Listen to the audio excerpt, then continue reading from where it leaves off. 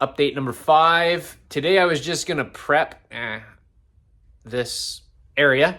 There was a little hole and I cleaned up the area, ended up cutting out the bad spot, made a patch panel 1 inch by 1 inch, and welded it in, ground the welds flat, and put a little shot of black on there just to protect it. I think it was a good little first test. Now I have the entire car to tackle. And I think this is where the haters are gonna come out. This is a factory 390 GT. However, I'm never gonna sell it. I'm gonna give it to my son, and I hope he doesn't sell it. So we're not worried about resale value.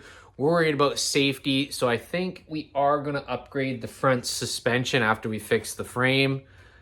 So if anyone has any ideas on what is a good like Mustang 2 front suspension budget wise, I'm not rich, please leave some information in the comments and I'll be sure to look into it. Thank you very much. Talk to you guys soon.